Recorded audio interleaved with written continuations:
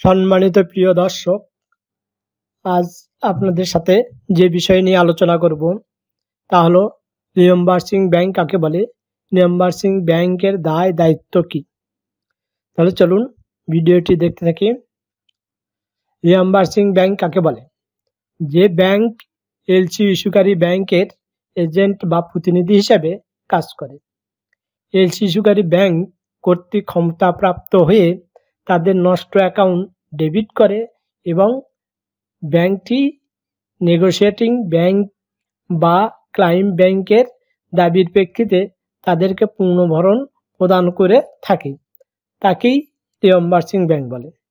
রিএম্বার্সিং ব্যাংকের দায় দায়িত্ব কি?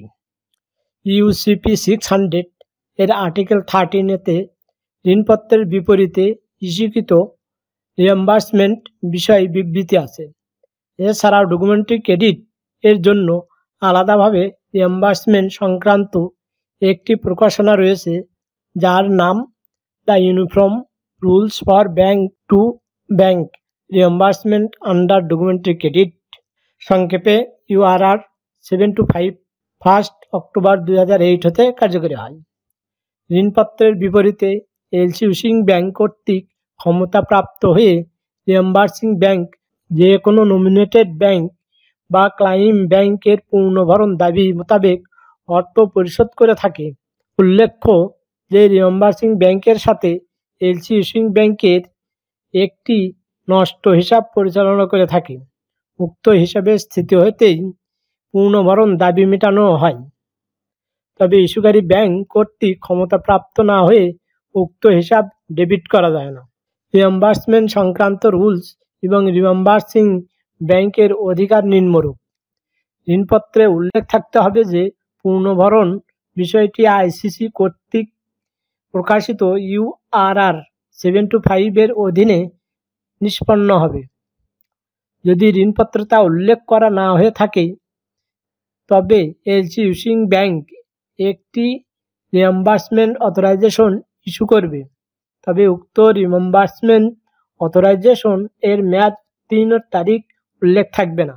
রিএম্বার্সমেন্ট অথরাইজেশন ইস্যু না করার কারণে যদি রিএম্বার্সিং ব্যাংক দাবি উত্থাপনকারী ব্যাংকের প্রথম দাবির প্রেক্ষিতে অর্থ পরিশোধ করতে সমর্থন না হয় তবে তার জন্য সুদসহ অন্যান্য যে কোনো ক্ষতি এলসি ইস্যুইং ব্যাংক বহন করবে।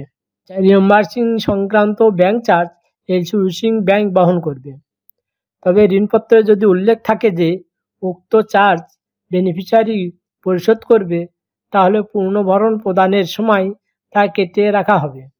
কিন্তু কোনো কারণে যদি উক্ত চার্জ আদায় না হয় তবে শেষ পর্যন্ত এলসি ইস্যুইং ব্যাংক তা পরিশোধ করতে বাধ্য হবে। রিএম্বার্সিং ব্যাংক কর্তৃক পরিশোধিত যে কোনো পুনর্ভরণ এলসি ইস্যুইং ব্যাংক কর্তৃক পরিশোধযোগ্য।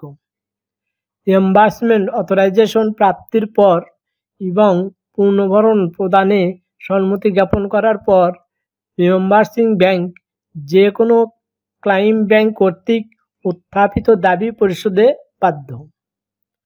কোনো কারণে রিএম্বার্সিং ব্যাংক পুনর্ভরণের দায়িত্ব নিতে অপারগ হলে তা অনতিবিলম্বে এলসি ইস্যুইং ব্যাংককে জানাবে। রিএম্বার্সিং ব্যাংকে ইস্যুকারী ব্যাংক রিএম্বার্সমেন্ট অথরাইজেশন প্রদান না করলে উক্ত ব্যাংক কোনো অর্থ পরিশোধে বাধ্য নয়। সম্মানিত দর্শক, আপনারা যে যেখানেই থাকুন ভালো থাকুন, সুস্থ থাকুন এবং নিরাপদে থাকুন। আল্লাহ হাফেজ।